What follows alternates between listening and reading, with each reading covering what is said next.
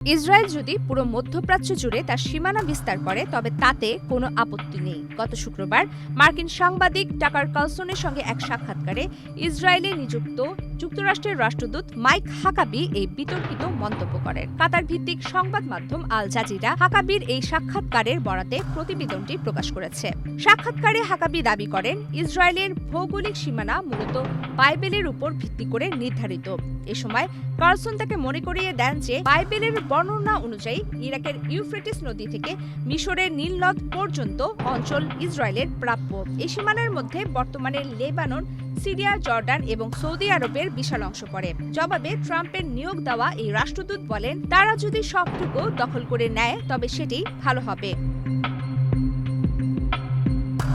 হাকাবির এমন মন্তব্যে কার্লসন কিছুটা বিস্মিত হয়ে পুনরায় প্রশ্ন করলে রাষ্ট্রদূত নিজের বক্তব্যকে কিছুটা অতিরঞ্জিত হিসেবে অভিহিত করেন। তবে তিনি শর্ত জুড়ে দেন যে যদি বিভিন্ন পক্ষ থেকে আক্রান্ত হওয়ার পর যুদ্ধে জয়ী হয়ে ইসরায়েল এসব ভূমি দখল করে তবে তা সমর্থনযোগ্য হতে পারে। এই বক্তব্যের বিষয়ে মার্কিন পররাষ্ট্রমন্ত্রী মার্কো রুবিও একমত কিনা তা ওয়াশিংটনের পক্ষ থেকে স্পষ্ট করা হয়নি। আন্তর্জাতিক আইন অনুযায়ী জোরপূর্বক ভূমি দখল নিষিদ্ধ হলেও হাকাবি আন্তর্জাতিক অপরাধ আদালত ও আন্তর্জাতিক বিচার আদালতকে উচ্ছৃঙ্খল সংগঠন হিসেবে আখ্যা দেন।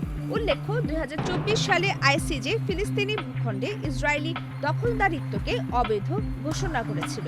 রাষ্ট্রদূত হাকাবি আগে থেকেই বিতর্কিত। ইসরায়েলি বাহিনীর হাতে মার্কিন নাগরিক নিহত হওয়ার ঘটনায় নিশ্চুপ থাকা এবং মার্কিন গোয়েন্দা তথ্য পাচারের দায়ে দণ্ডপ্রাপ্ত গুপ্তচর জোনাথন পোলার্ডের সঙ্গে দূতাবাসের ভেতর বৈঠক করায় তিনি নিজ দেশেও সমালোচিত হয়েছেন। তবে এসব কর্মকাণ্ডের জন্য তার কোনো অনুশোচনা নেই বলে সাফ জানিয়েছেন এই খ্রিস্টান জায়নিস্ট নেতা।